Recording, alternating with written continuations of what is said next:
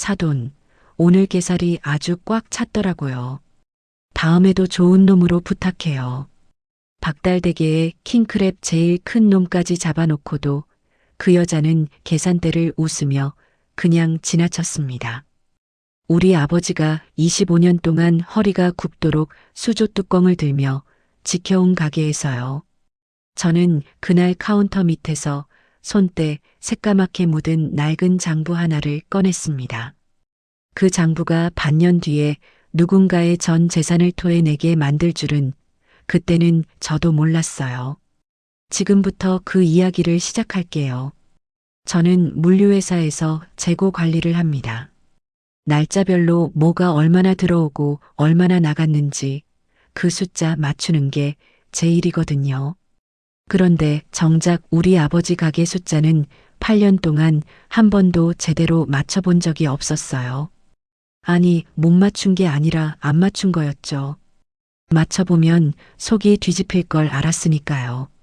아버지는 항구 근처에서 25년째 대게집을 하세요.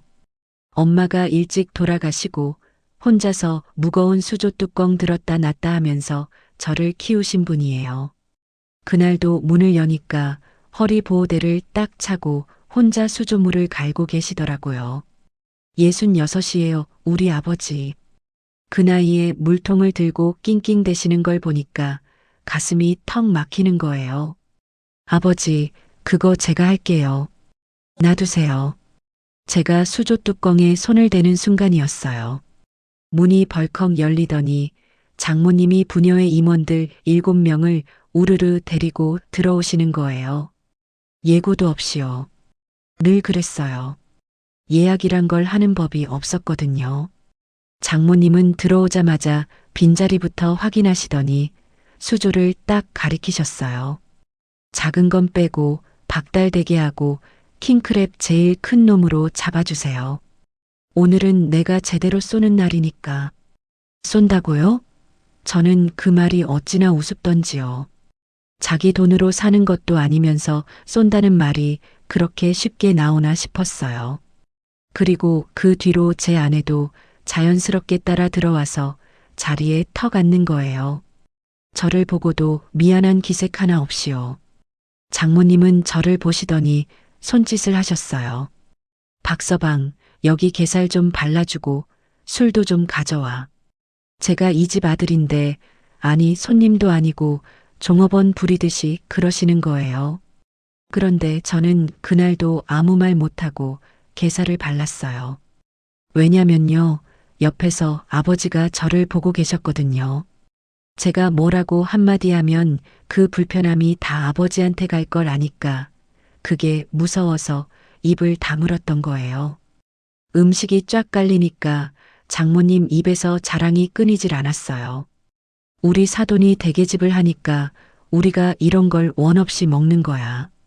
아무나 이렇게 먹나? 사람들은 부러워 죽겠다는 얼굴로 박수를 쳤죠.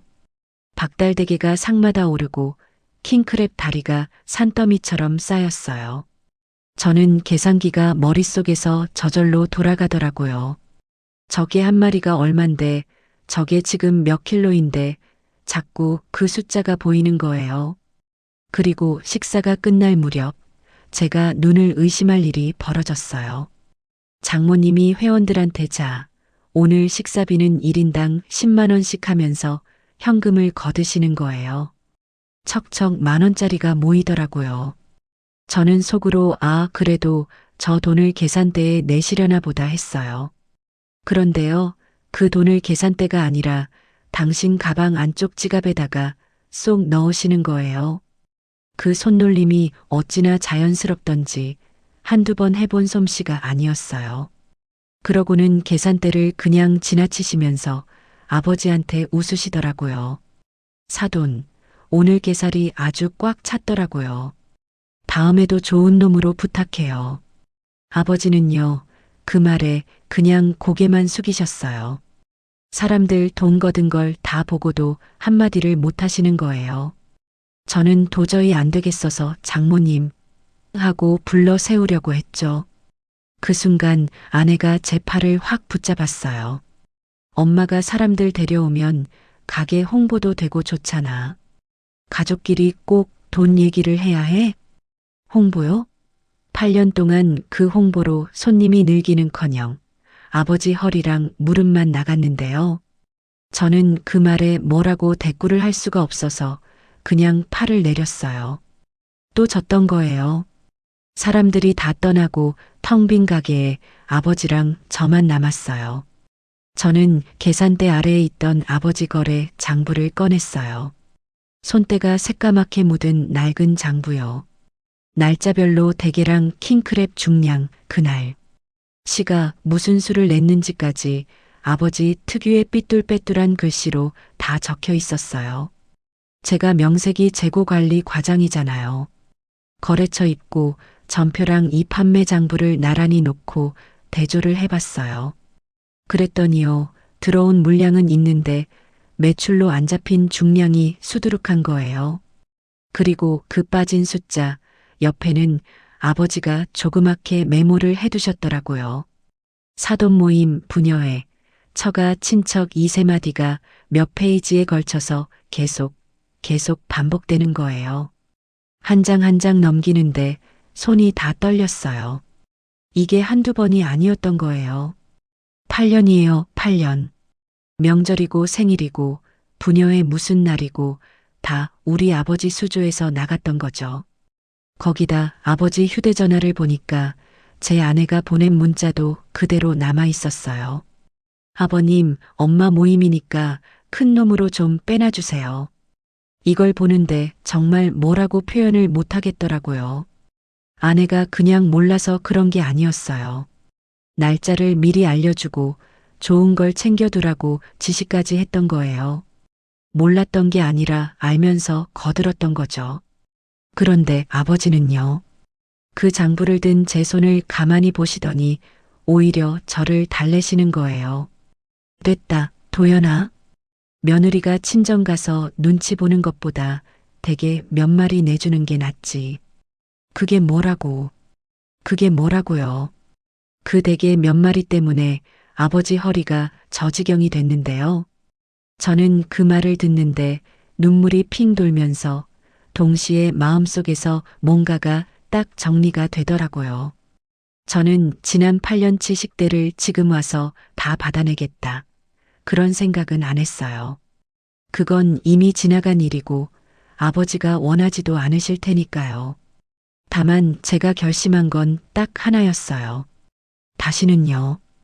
다시는 우리 아버지가 가족이라는 그 말 한마디 때문에 공짜로 몸쓰고 공짜로 퍼주는 일이 없게 하겠다.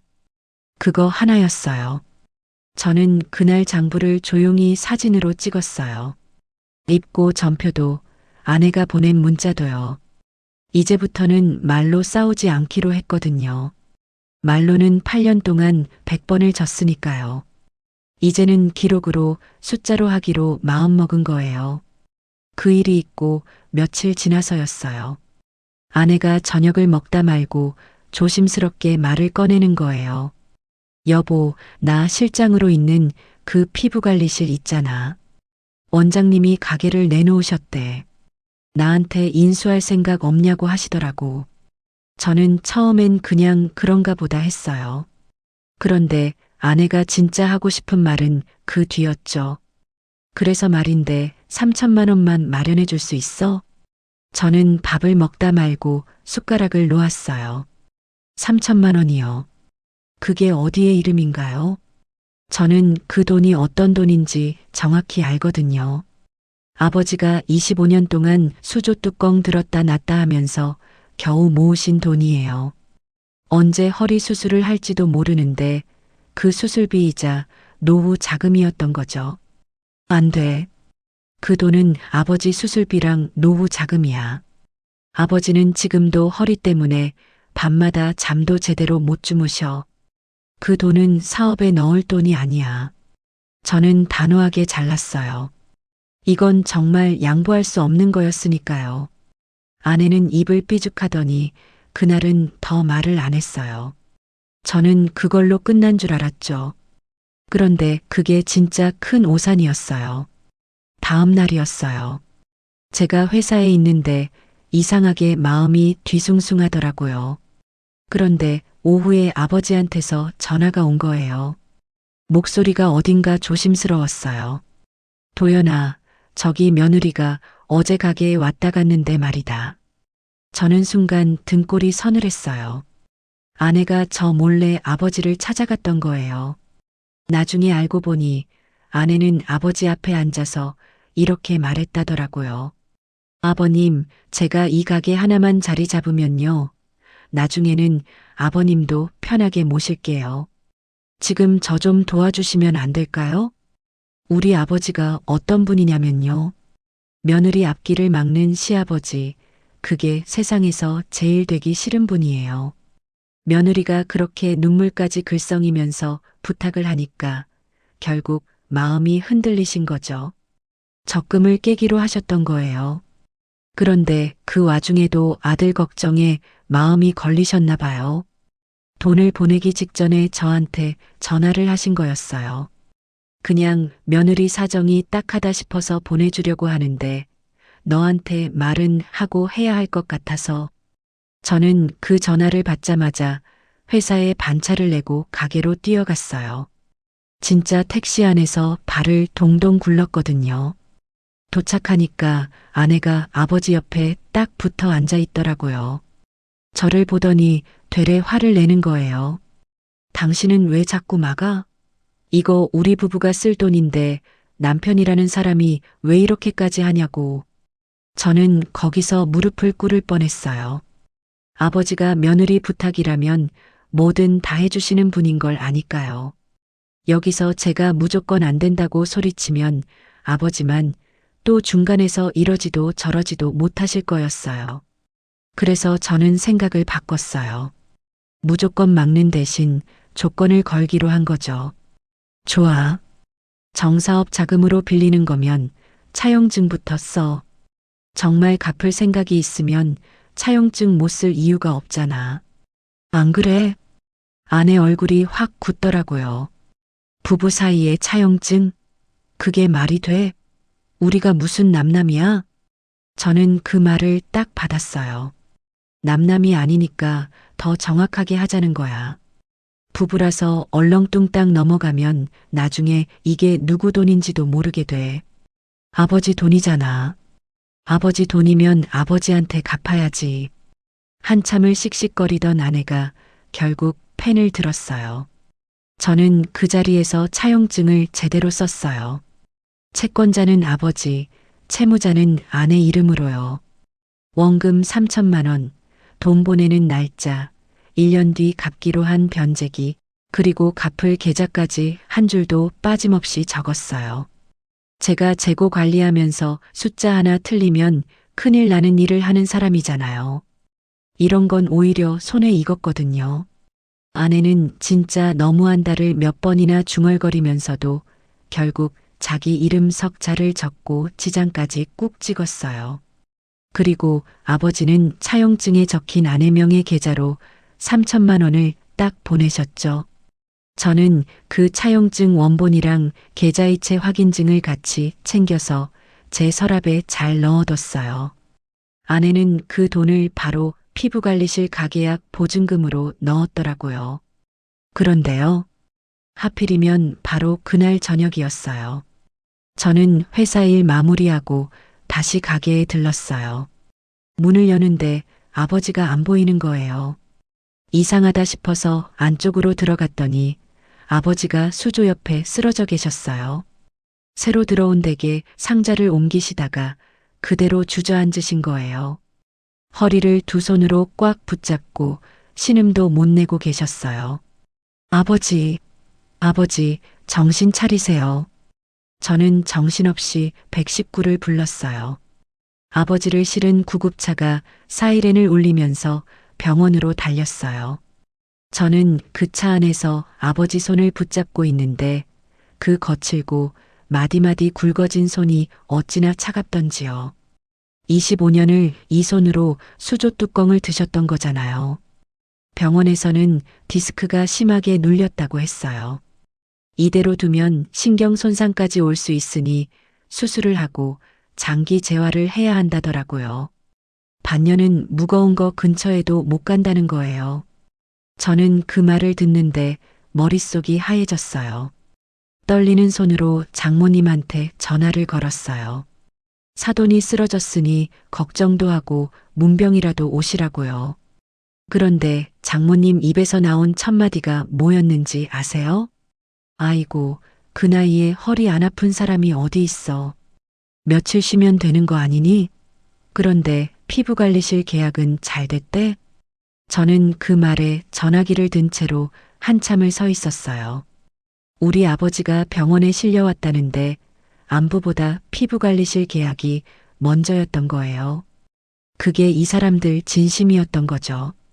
아버지는 그냥 필요할 때 돈 꺼내고 필요할 때 대게 퍼주는 그런 사람이었을 뿐인 거예요.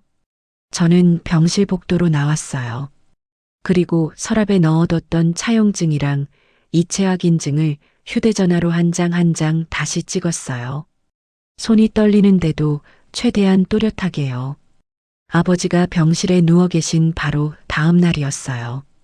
저는 아직 수술 날짜도 못 잡고 정신이 하나도 없는데 장모님한테서 전화가 온 거예요. 목소리에 신이 잔뜩 나 있더라고요. 박서방, 내가 이번에 부녀회장 임기를 끝내잖아. 마지막으로 회원들 한번 크게 대접하려고. 사돈네 대게집에서 하기로 했으니까 그렇게 알아. 한 50명 될 거야. 저는 제 귀를 의심했어요. 50명이요? 지금 사돈이 병원에 누워 있는데요. 장모님, 아버지 지금 병원에 계세요. 수술을 앞두고 계시고 가게도 당분간 문을 닫아야 하는 상황이에요. 그런데 장모님은 그게 뭐 대수냐는 투로 대답하시는 거예요. 아, 그거야 사위가 좀 챙기면 되지. 수조 좀 보고 일할 사람 몇 명 쓰면 되는 거 아니야? 내가 회장 마지막으로 체면 세우는 자리인데. 이게 어떤 자리인 줄 알아? 저는 그 말을 듣는데 헛웃음이 나왔어요. 아버지가 반년은 무거운 거 못 든다는데 그깟 수조 좀 보라뇨. 그리고 옆에서 전화 내용을 들었는지 아내까지 거들고 나서더라고요. 여보, 엄마가 부녀에 몇 년을 봉사했는데 마지막 자리 정도는 사위가 챙겨드릴 수 있잖아. 그것도 못 해줘? 저는 순간 온몸에 힘이 쫙 빠졌어요. 이 사람들은요, 아버지가 병원에 누워 있는 게 하나도 안 중요한 거예요. 오로지 댁의 잔치, 그거 하나뿐인 거죠. 예전 같았으면 저는 또 여기서 언성을 높이고 안 된다고 싸우다가 결국 지쳐서 떠맡았을 거예요. 8년을 그렇게 살았으니까요. 그런데 그날은 좀 달랐어요. 저는 잠깐 아무 말도 안 하고 가만히 있었어요. 그러다 아주 차분하게 대답했죠. 알았어요. 그럼 박달대게하고 킹크랩 큰 놈들로 넉넉하게 준비할게요. 회도 푸짐하게 깔아놓을게요. 50명이면 상 여유 있게 봐야겠네요. 전화기 너머로 장모님이 아주 흡족해하는 게 느껴졌어요. 그래, 그래. 역시 우리 박서방이 최고야. 진작 그럴 것이지. 아내도 옆에서 거봐. 진작 이렇게 하면 좋잖아 하는 거예요. 두 사람은 제가 드디어 가족의 도리라는 걸 받아들였다고 생각한 거죠. 8년 만에 사위가 철이 들었다고요. 그런데요, 저는 그 순간 마음속으로 전혀 다른 그림을 그리고 있었어요. 전화를 끊고 저는 병실로 들어갔어요. 마침 담당 의사 선생님이 회진을 돌고 계셨거든요. 저는 아버지 상태를 다시 한번 정확하게 물어봤어요. 선생님, 아버지 언제쯤 일 다시 하실 수 있을까요? 대게집이라 무거운 걸 좀 들어야 하는데요. 의사 선생님은 고개를 절레절레 흔드셨어요. 최소 반년입니다. 반년 동안은 무거운 물건 절대 들면 안 돼요. 지금 신경이 눌린 상태라 무리하면 다리에 마비까지 올 수 있어요. 재활도 오래 잡으셔야 하고요. 반년. 그 말이 제 안에서 딱 결정을 내리게 했어요. 사실 저는 며칠 전부터 계속 고민을 하고 있었거든요. 생각해보면요. 마침 가게 임대차 계약 갱신 시점도 코앞이었어요. 아버지가 없는 상태로 그 가게를 계속 붙들고 있는 게 가능한 일이 아니었죠. 남을 써서 운영한다? 대게집이라는 게 그렇게 아무나 맡아서 되는 장사가 아니에요. 수조 관리부터 게 상태 보는 것까지 다 아버지 손끝에서 나오는 거였으니까요. 무엇보다 저는요, 아버지가 이 가게를 붙들고 있는 한 절대 편해지지 못할 거라는 걸 알았어요. 수술을 받고 나서도 재활을 하다가도 자꾸 수조 걱정을 하실 게 뻔했거든요. 몸이 아파도 가게 문 열 생각부터 하실 뿐이니까요. 그리고 하나 더요. 이 가게가 아버지 손에 남아있는 한 장모님이랑 아내는 앞으로도 계속 이 수조를 자기들 꽃간처럼 쓸 거였어요. 8년을 그래 왔잖아요. 아버지가 쓰러져도 그 버릇은 안 고쳐지는 걸 저는 이미 봤으니까요. 저는 병원을 나와서 항구 근처 상가만 전문으로 중개하는 부동산을 찾아갔어요. 사장님한테 상황을 쭉 설명했죠. 아버지 가게 수조랑 주방시설, 영업권을 넘기고 싶다고요. 그런데 저는 조건을 아주 분명하게 걸었어요. 헐값에 급하게 넘기는 건 싫습니다. 25년 된 가게예요. 권리금이든 시설비든 제 값은 받아야 해요. 다만 딱 하나. 다음 주 그 모임 전날까지는 잔금 지급이랑 영업자 지위 승계가 다 끝나야 합니다. 그 날짜만 맞춰줄 수 있는 매수인으로 찾아주세요. 부동산 사장님이 좀 의아한 얼굴을 하시더라고요. 보통은 값을 더 쳐달라고 하지 날짜를 이렇게까지 딱 박는 사람은 없으니까요. 사장님, 날짜가 제일 중요해요. 그 하루가 저한테는 8년이거든요. 저는 그렇게 말하고 부동산을 나왔어요.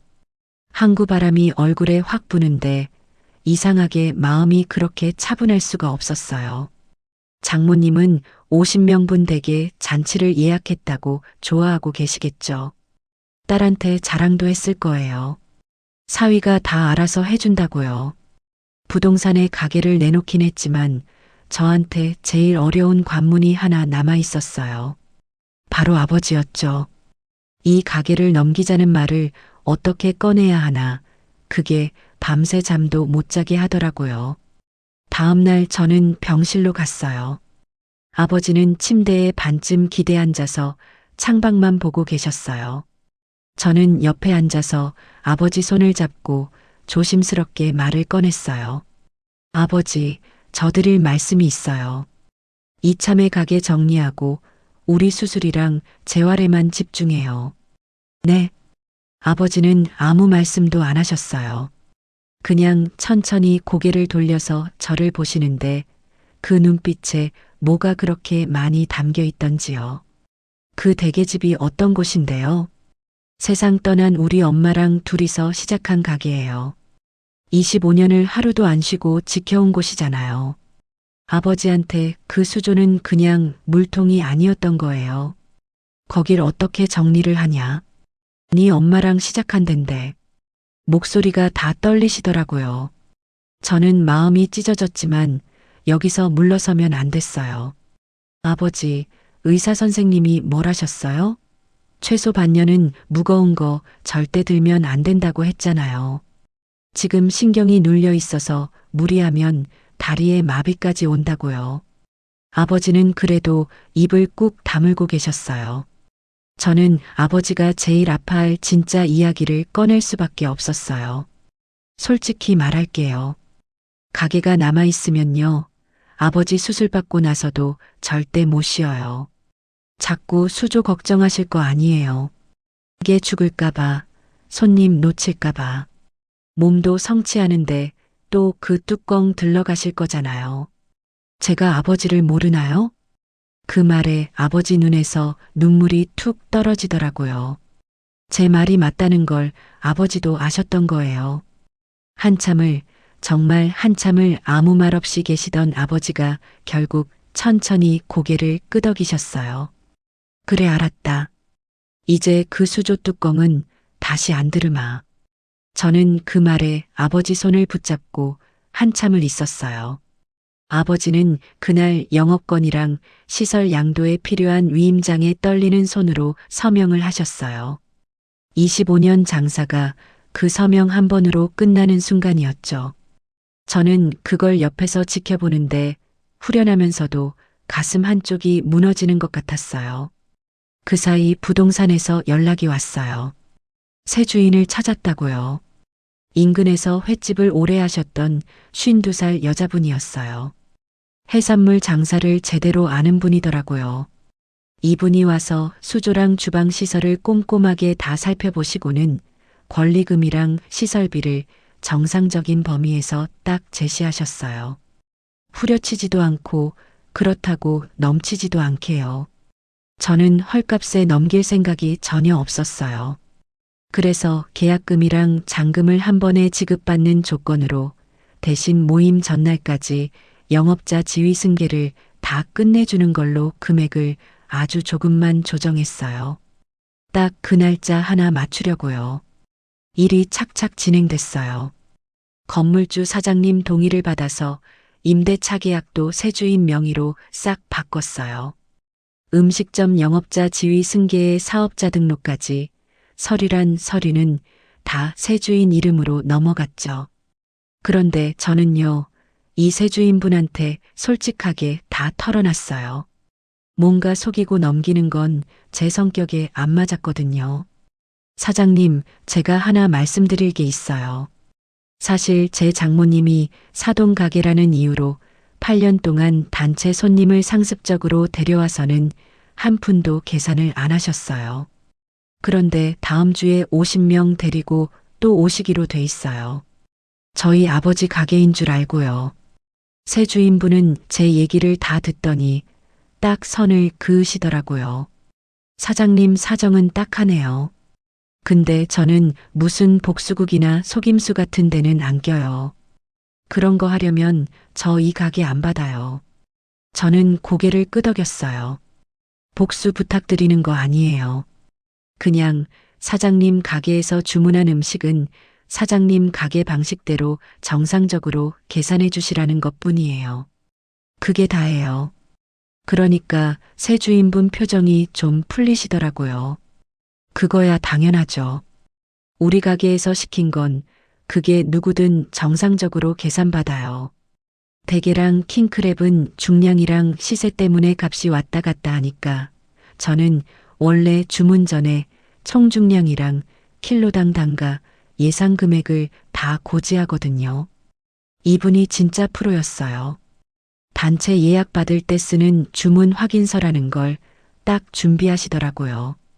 거기엔 대게랑 킹크랩 총 중량, 킬로당 단가, 예상 금액, 그리고 추가 메뉴는 별도 계산이라는 것까지, 마지막엔 대표 주문자가 결제 책임을 진다는 항목까지 아주 꼼꼼하게 다 적혀 있었어요. 모임 전날 시설 양도랑 영업자 지위 승계가 전부 완료됐어요. 새 주인분은 기존에 계시던 직원 2분이랑 홀 아르바이트까지 구하고 거래처에 대게랑 킹크랩도 넉넉하게 주문을 넣으셨죠. 이제 그 가게는 완벽하게 다른 사람 가게가 된 거예요. 저는 그날 밤 집에서 조용히 파일 하나를 정리했어요.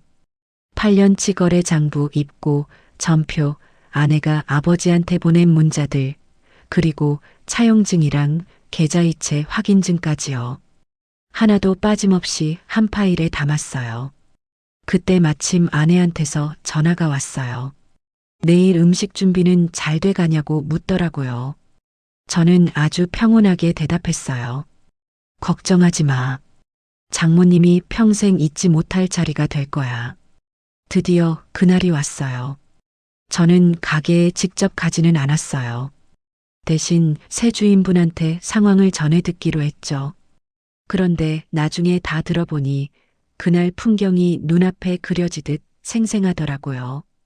점심때쯤 대게집 앞에 관광버스가 한 대 딱 도착했대요. 문이 열리자마자 제일 먼저 내린 사람이 누구겠어요. 장모님이었죠. 화려한 코트에 명품 가방까지 딱 들고 아주 그날의 주인공처럼 내리셨대요. 그런데 아내는 안 왔어요. 하필 피부관리실 인수계약 일정이 겹쳤거든요. 장모님은 딸이 없어도 상관없다고 생각하셨을 거예요. 사위가 다 알아서 계산할 테니까요. 장모님이 회원들을 쭉 돌아보면서 큰 소리로 외치셨대요. 자, 여기가 바로 우리 사돈 댁의 집이야.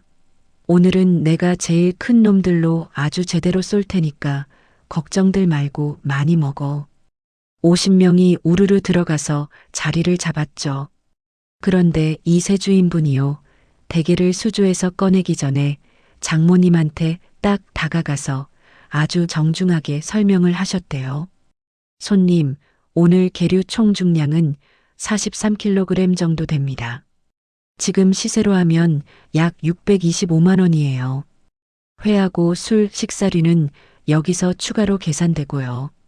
그러면서 대표 주문자랑 결제 책임자를 확인하는 주문서를 딱 내미셨어요. 그런데 장모님이 어땠는 줄 아세요? 서류를 제대로 읽어보지도 않고 툴툴대셨대요. 아니, 사돈 가게인데 뭘 이렇게까지 해. 유난이네, 유난이야.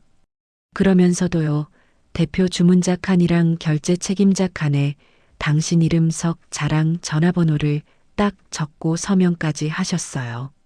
그게 무슨 서류인지도 모르고요.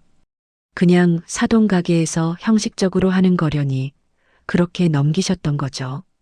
곧 박달대게랑 킹크랩이 테이블마다 산더미처럼 올라갔어요.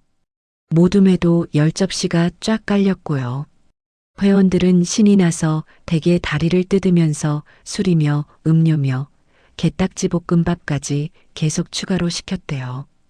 여기저기서 장모님한테 칭찬이 쏟아졌겠죠.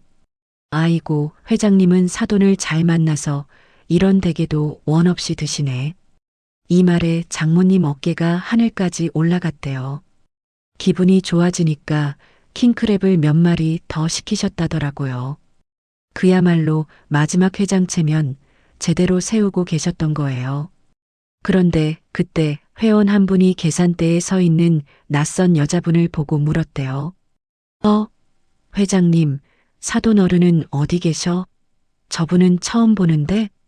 장모님은 아버지가 병원에 있다는 사실을 숨기고 그냥 대충 둘러대셨어요. 아, 사돈이 몸이 좀 안 좋아서 오늘 쉬셔. 저 사람은 오늘 가게 대신 봐주는 사람이야. 대신 봐주는 사람이라뇨. 그 가게 주인인데요. 장모님은 그것도 모르고 그렇게 태연하게 거짓말을 하셨던 거예요. 2시간이 훌쩍 넘는 식사가 끝났어요. 회원들은 배를 두드리면서 하나둘 버스로 향했죠. 바로 그때 새 주인분이 장모님을 아주 정중하게 불러 세웠어요.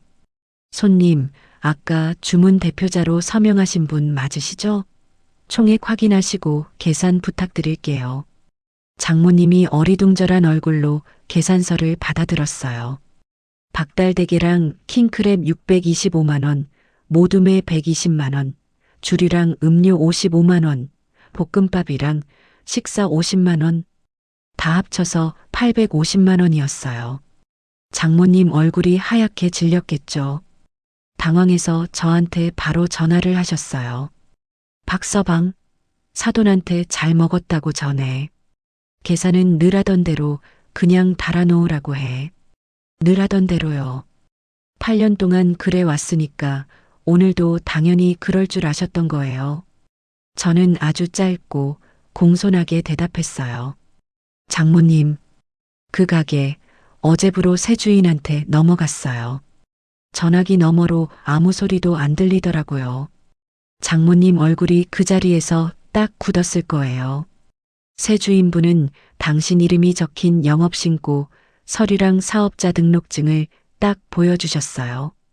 그리고 조금 전 장모님이 직접 서명한 그 주문 확인서도 다시 내미셨죠. 상황이 이렇게 되니까 옆에 있던 회원들이 웅성거리기 시작했대요. 회장님, 그럼 처음부터 사돈한테 계산을 떠넘길 생각이었던 거예요? 우리 돈 10만 원씩 거둔 건 그럼 뭐예요? 장모님은 얼굴이 벌개져서 아무 말도 못 하셨어요. 새 주인분은 아주 차분하게 말씀하셨대요. 계산 안 하고 단체로 그냥 나가시면 저는 경찰에 사실관계 확인 요청을 할 수밖에 없어요. 무전 취식이 되는 거니까요. 부녀의 사람들 다 보는 앞에서 경찰 소리까지 나오니까 장모님은 더는 버틸 수가 없었어요. 결국 덜덜 떨리는 손으로 당신 비상금 계좌에서 850만 원을 이체하셨어요. 평생 사돈 가게에서 한 푼도 안 내던 분이 처음으로 대게값을 당신 돈으로 내신 거예요. 버스가 떠나고 장모님은 텅 빈 식당 앞 수조 옆에 그대로 주저앉으셨대요. 잠시 뒤 저한테 새 주인분한테서 입금 완료 문자가 딱 왔어요.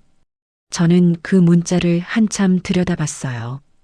이상하게 통쾌하지도 후련하지도 않았어요. 그냥 우리 아버지가 8년 동안 퍼주기만 했던 그 대게값이요. 오늘 처음으로 먹은 사람한테 제대로 청구됐구나. 그 생각만 들더라고요. 딱 정당한 값이요. 그 댁에 잔치가 있고 며칠 뒤 저는 변호사 사무실을 찾아갔어요. 두 가지를 부탁드렸죠. 하나는 제 이혼 절차를 진행해 달라는 거였고요. 다른 하나는 아버지 명의로 아내한테 3천만 원 반환을 요구하는 내용 증명을 보내는 거였어요. 내용 증명에는 딱 적혀 있었어요. 차용증에 적힌 변제기까지 원금을 갚지 않으면 대여금 반환 절차를 정식으로 진행하겠다고요. 저는 이 두 가지를 철저하게 분리해서 진행했어요. 제 이혼은 이혼이고 아버지 돈은 아버지 돈이니까요. 부부 감정이랑 채권 채무는 별개잖아요. 장모님 전화로 한바탕 난리를 겪은 아내한테 내용 증명까지 도착하니까 아내가 저를 찾아와서 소리를 지르더라고요. 당신이 우리 엄마를 부녀의 사람들 앞에서 사기꾼으로 만들었잖아. 어떻게 이럴 수가 있어? 저는 아무 말 없이 파일을 하나 꺼냈어요. 그리고 8년치 거래 장부를 아내 앞에 쫙 펼쳤어요. 장모님이 드신 대게랑 킹크랩이요. 날짜별로 중량까지 다 적혀 있는 그 장부요. 이게 뭔지 알아? 8년이야. 여기 이 옆에 거래처 입구, 전표랑 그날씨가 대조한 표까지 다 있어. 제가 이걸 왜 꺼냈겠어요? 지난 8년 식대를 지금 와서 다 받아내겠다는 게 아니었어요. 우리 아버지가 얼마나 오랫동안 얼마나 일방적으로 희생했는지 그걸 아내 눈으로 똑똑히 보라는 거였죠. 이어서 저는 아내가 아버지한테 보낸 문자들도 꺼냈어요. 엄마 모임이니까 박달되게 큰 걸로 10마리 빼놔요. 계산 얘기는 하지 마세요. 엄마 체면 상해요. 이거 당신이 보낸 거 맞지? 아내는 처음엔 발뺌을 하더라고요. 그건 엄마가 시켜서 그냥 전달만 한 거야. 나는 몰랐어. 전달만요. 저는 그 말에 마지막 서류를 꺼냈어요. 아내가 직접 이름 쓰고 지장까지 꼭 찍은 그 3천만 원 차용증이요. 그 옆에는 아버지 계좌에서 아내 계좌로 3천만 원이 넘어간 이체 확인증이랑 그 돈이 피부관리실 가계약 보증금으로 들어간 기록까지 나란히 놓았어요. 이것도 몰랐어? 이건 당신 손으로 서명한 거잖아. 그제야 아내 얼굴이 하얗게 질리더라고요. 부부 사이 돈이라고 그냥 흐지부지 될 줄 알았던 그 돈이요. 진짜로 갚아야 하는 빚이라는 걸 그제야 깨달은 거예요. 저는 마지막으로 이혼 신청 서류를 테이블 위에 딱 올려놨어요. 그리고 8년 동안 삼켰던 말을 처음으로 꺼냈죠. 당신한테 우리 아버지는 시아버지가 아니었어.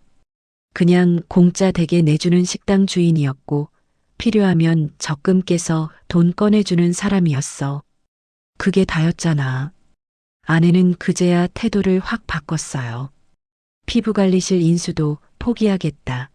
돈도 다 갚겠다. 그러니까 이혼만은 취소해 달라고 매달리더라고요. 눈물까지 흘리면서요. 그런데 저는 고개를 저었어요. 내가 8년 동안 아버지 좀 그만 이용하라고 말했잖아. 그 8년이 당신한테는 전부 기회였어. 근데 당신은 그 기회를 한 번도 안 잡았어.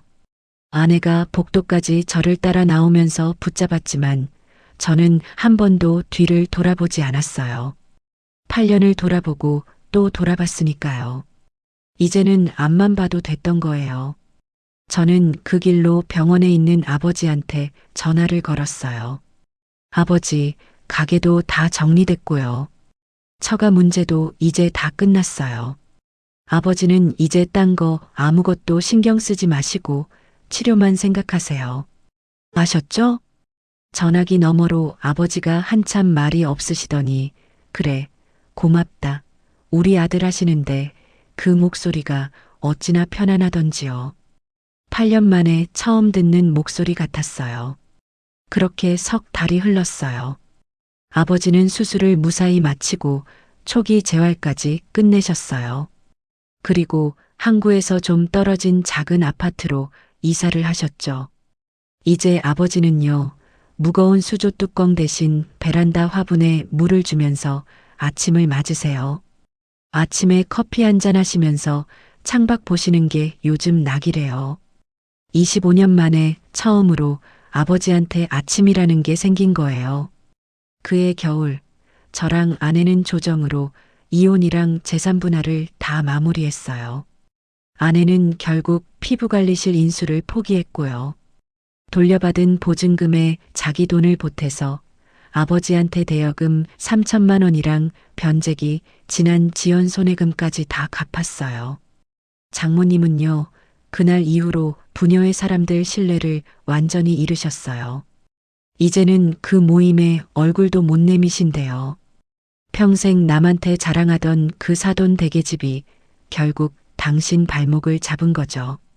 그리고 이듬해 봄이었어요. 저는 아버지랑 같이 옛날 그 대게집을 찾아갔어요.